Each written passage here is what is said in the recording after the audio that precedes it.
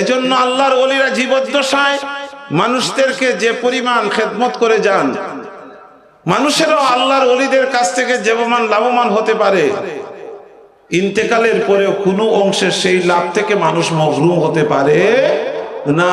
কবরের মধ্যে থেকেও আল্লাহর ওলিরা মানুষদেরকে ফায়দা দিতে পারে। জোরে বলুন সুবহানাল্লাহ। কি কাজটা করলে আমরা আল্লাহর বান্দা থেকে আল্লাহর বন্ধু হতে পারবো, এটা বুঝতে গেলে হাদিসে কুদসিতে যেতে হবে। হাদিসে কুদসি হচ্ছে ওই হাদিস যে হাদিসের কথা হচ্ছে আল্লাহ, কথাটা কার? আল্লাহ। আর ভাষাটা হচ্ছে জনাবে মুহাম্মদ রাসূলুল্লাহ সাল্লাল্লাহু আলাইহি সাল্লাম। সেই হাদিস শরীফের মধ্যে রাসূল পাক সাল্লাল্লাহু আলাইহি সাল্লাম বলেন, মা ইয়াজালু আবদি ইয়াতাকাররাবু ইলাইয়া বিন নওয়াফিল হাত্তা উহিব্বা। আল্লাহর রাসূল বলেন, আল্লাহর বান্দাদের মধ্যে কিছু সংখ্যক আল্লাহর বান্দা এমন আছেন যারা ফরজ ইবাদতের পাশাপাশি নফল ইবাদতের মাধ্যমে আল্লাহর দিকে অগ্রসর হন। আল্লাহ পাক রব্বুল আলামিন ফরজ ইবাদতের পাশাপাশি আমাদেরকে নফল ইবাদতগুলো আদায় করার তৌফিক যেন দান করেন, প্রত্যেককে যেন আল্লাহর বান্দা থেকে বন্ধু হিসাবে কবুল করে নেন। সবাই বলি আমিন। আয় মুহাম্মদ হাশর মে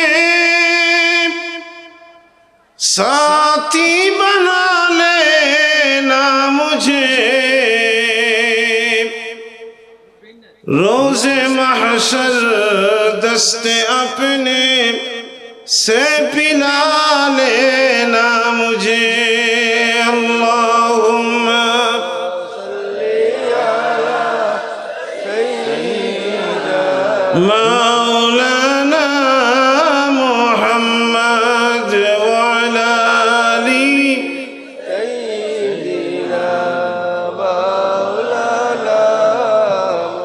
بلغ العلا بكماله كشف الدجى بجماله حسنت جميع خصاله صلوا عليه اللهم صل وسلم وبارك عليه।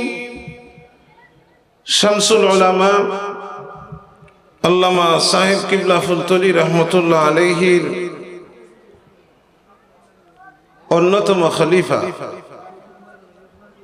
সুলতানুল আরফিন হযরতুল আল্লাম সোহাইবুর রহমান বালাউটি সাহেব রহমতুল্লাহ আলাইহির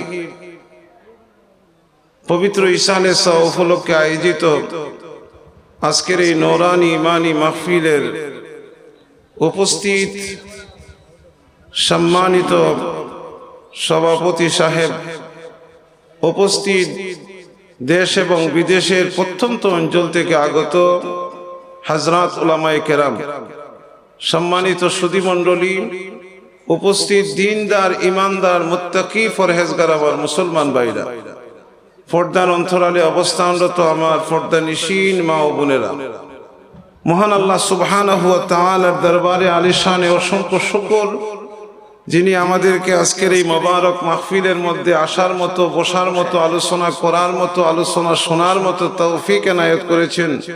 যে আল্লাহ সুযোগটুকুন করে দিলেন, সেই মহান আল্লাহ সুবহানাহু ওয়া তাআলার দরবারে আলিশানে আমরা লাখো কোটি শুকরিয়া আদায় করছি। সবাই উচ্চ আওয়াজে আমার সাথে বলুন আলহামদুলিল্লাহ। আরো আওয়াজ দিয়ে বলুন আলহামদুলিল্লাহ।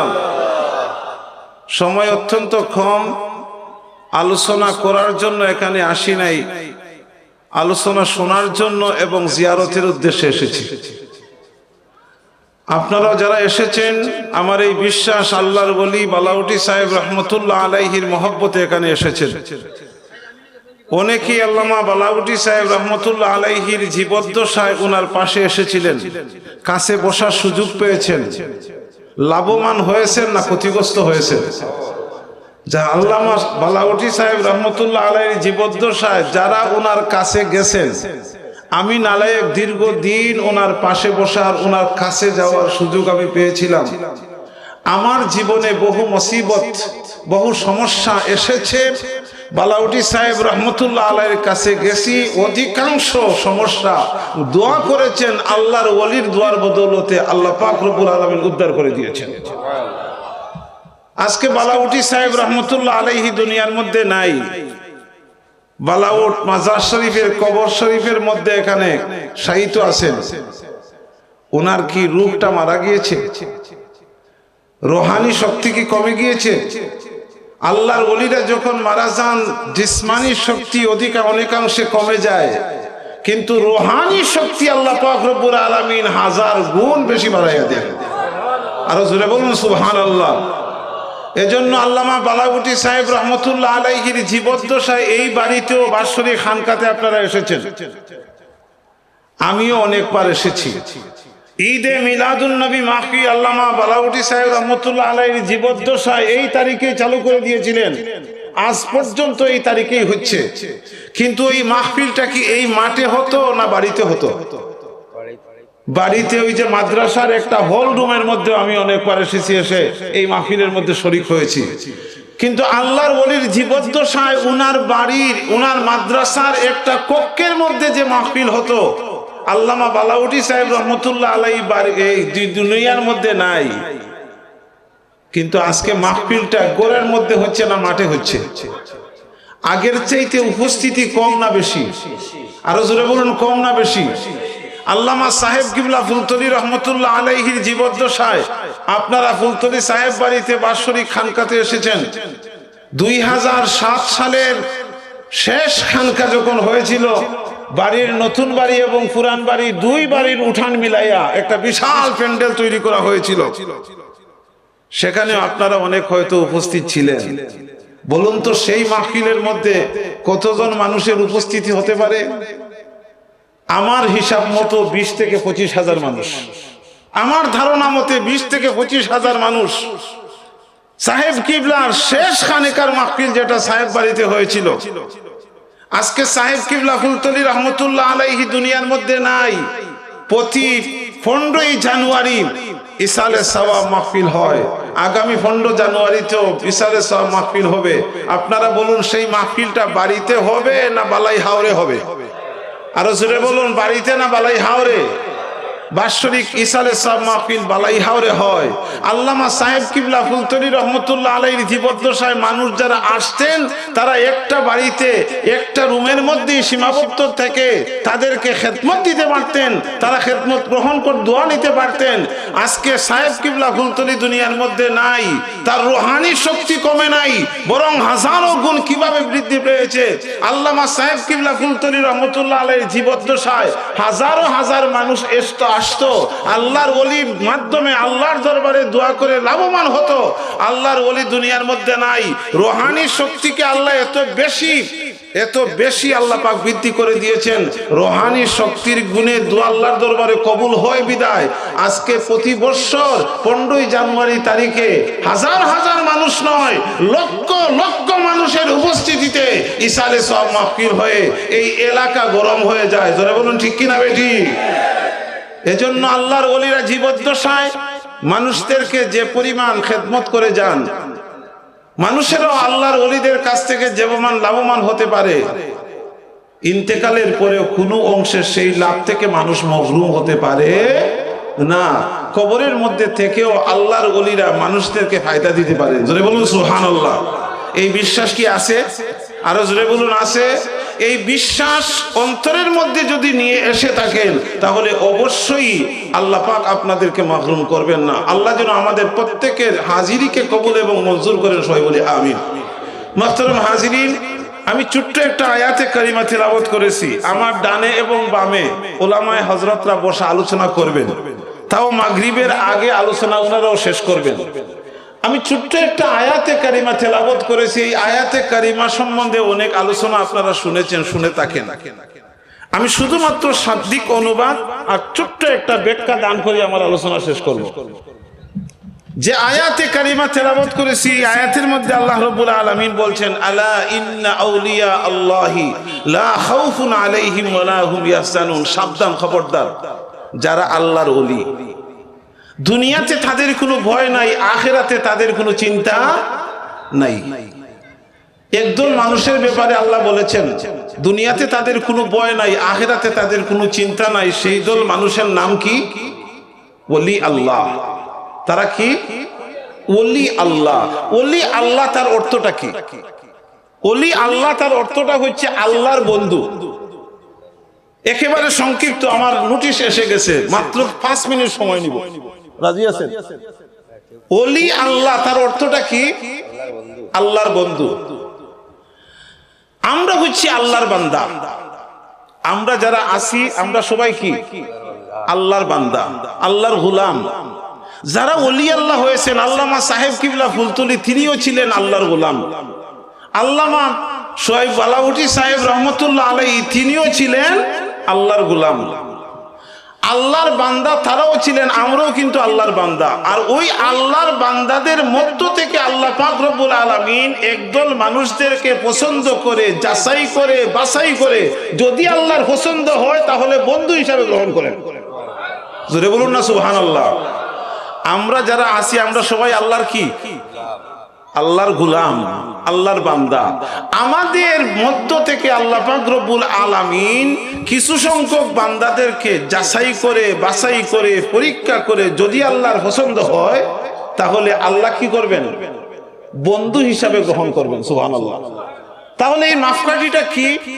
কিভাবে আল্লাহ, কি দিয়ে আল্লাহ আমাদেরকে পছন্দ করবেন, কি দিয়ে আল্লাহ আমাদেরকে পরীক্ষা করবেন, কি কাজটা করলে আমরা আল্লাহর বান্দা থেকে আল্লাহর বন্ধু হতে পারবো, এই একটা বিষয় আমি 2 মিনিটে আলোচনা করে শেষ করব।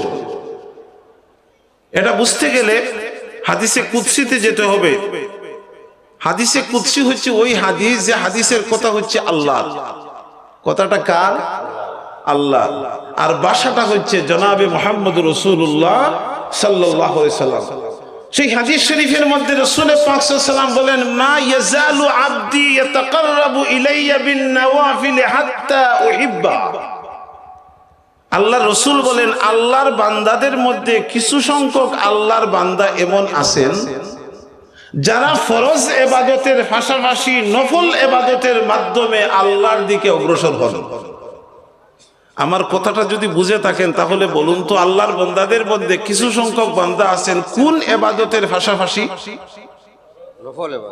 জোরে বলুন, কোন ইবাদতের পাশাপাশি? ফরজ ইবাদতের পাশাপাশি। কোন ইবাদত নিয়ে? নফল ইবাদত নিয়ে আল্লাহর দিকে যদি অগ্রসর হয় তাহলে আল্লাহ বান্দার দিকে এগুতে থাকে। আর জোরে বলুন সুবহানাল্লাহ। তাহলে এই হাদিস থেকে আমরা প্রথমত বুঝলাম যে আল্লাহর ওলি যদি কেউ হতে হয় তাহলে অবশ্যই তাকে ফরজ কাজ করতে হবে, ফরজ ইবাদত করতে হবে কি হবে না? অনেকেই পীর নামদারি আছে, নামাজ একক তো পড়ে না, পীর দাবি করে। প্রথমত তার কি পীর দাবি করা কি সঠিক হবে? যদি পীর হতে হয়, আল্লাহর ওলি যদি হতে হয়, প্রথমত কি করতে হবে? ফরজ কাজ করতে হবে, 5 ওয়াক্ত নামাজ পড়তে হবে, রমজান শরীফের মাসে রোজা রাখতে হবে, সামর্থ্য থাকলে হজ করতে হবে, টাকা থাকলে যাকাত দিতে হবে, পূর্ণাঙ্গ আল্লাহর হুকুম এবং আহকামকে পালন করতে হবে। তারপরে শুধুমাত্র নামাজ পড়ে, রোজা রেখে, হজ করে, যাকাত দিয়ে পীর সাহেব হওয়া যায় না। পীর সাহেব হতে হলে আরেকটা কোয়ালিটি থাকতে হয়, সেটা কি? নফল ইবাদত। এখন প্রশ্ন করতে পারেন যে ফরজ ইবাদত যদি আমরা করি তাহলে কেন পীর হতে পারবো না? আল্লাহর ওলি তো ফরজ ইবাদত দিয়ে ছাড়া তো হওয়া যায় না, তাহলে ফরজ ছাড়া কেন আমরা হতে পারবো না? তার সংক্ষিপ্ত জবাব হলো, আমরা যে ফরজ কাজগুলো করি এটা একটা বিনিময়ের আশায় আমরা করি। আমরা যে নামাজ পড়ি, আমরা কি নিঃস্বার্থভাবে নামাজ পড়ি? নিঃস্বার্থভাবে কেউ নামাজ পড়ি না। আমাদের নামাজ পড়ার পিছনে একটা আমাদের আশা আছে, চাহিদা আছে, ইচ্ছা আছে। রোজা রাখি আমরা একটা আশার কারণে আমরা করি। সেই আশাটা কি? আল্লাহ বলেছেন, আমার হুকুমকে যদি কেউ পালন করে আমি আল্লাহ পরকালে তাকে জান্নাত দান করব। আমরা নামাজ পড়ি কিসের আশায়? জান্নাতের আশায়। আমরা রোজা রাখি কিসের আশায়? জান্নাতের আশায়। হজ করি কিসের আশায়? জান্নাতের আশায়। যাকাত দিই কিসের আশায়? জান্নাতের আশায়। এই জান্নাতের আশায় যেগুলা কাজ করি অবশ্যই আল্লাহ আমাদেরকে জান্নাত দিবেন। আল্লাহ তো বন্ধু বানাবেন, এই কথা বলেন নাই? বন্ধু বানাতে হলে এইগুলার পাশাপাশি আরেকটা কাজ করতে হবে। সেই কাজটা কি? নফল ইবাদত। এজন্য দেখবেন আল্লাহর বান্দাদের মধ্যে অনেক বান্দা আছেন শুধু 5 ওয়াক্ত নামাজ পড়েই শেষ করে না, আরো কিছু নামাজ পড়ে কি পড়ে না। মাগরিবের নামাজের পরে দেখবেন চুপি চুপি মসজিদের কোণার মধ্যে বসে আরো 6 রাকাত নামাজ পড়েন। সেই 6 রাকাত নামাজের নাম কি? সালাতুল আওয়াবিন। ফজরের নামাজ আদায় করে মসজিদ ত্যাগ করে না, ত্যাগ করলেও কিছু সময় হাঁটাহাঁটি করে ঘরের কোণার মধ্যে দাঁড়িয়ে আরো 4 রাকাত নামাজ পড়ে। সেই নামাজের নাম কি? ইশরাকের নামাজ, গভীর রজনীতে তাহাজ্জুদের নামাজ। এই যে অতিরিক্ত নামাজ, এইগুলা ফরজ নামাজ না, এইগুলা নামাজের নাম কি? নফল নামাজ। আল্লাহ বলেন আমার বান্দাদের মধ্যে কিছু সংখ্যক বান্দা আছে যখন ফরজ ইবাদতের পাশাপাশি নফল ইবাদত নিয়ে আমি আল্লাহর দিকে অগ্রসর হয়, আল্লাহ বলেন আমিও বান্দার দিকে আগানো শুরু করে দেই। বান্দা এবং আল্লাহর মধ্যে যখন একটা সম্পর্ক তৈরি হয়ে যায়, আল্লাহ পাক রব্বুল আলামিন বলেন ওই বান্দা তখন আর বান্দা থাকে না, আমার বন্ধু হয়ে যায়। আরো জোরে বলুন না সুবহানাল্লাহ। তাহলে আল্লাহর বান্দা থেকে আল্লাহর বন্ধু যদি হতে হয় তাহলে একটা কাজ করতে হবে। প্রথম নম্বর কাজ হলো ফরজ ইবাদত করতে হবে। 2 নম্বর ফরজ ইবাদতের পাশাপাশি কোন ইবাদত করতে হবে? নফল ইবাদত করতে হবে। আমরা যেন নফল ইবাদতে একটু আমরা উৎসাহী হতে পারি, আল্লাহ যেন তৌফিক দান করেন। কারণ নফল ইবাদত ছাড়া আল্লাহর ওলি হওয়া সম্ভব হবে না। বালাউটি সাহেব রহমতুল্লাহ আলাইহি আল্লাহর ওলি হয়েছেন। দেখবেন উনার জীবনী যখন দেখবেন, বর্তমান আল্লাহর ওলি যারা জীবদ্দশায় আসেন দেখবেন যে অতিরিক্ত ইবাদত বন্দেগীর মধ্যে ওরা সব সময় লিপ্ত থাকেন।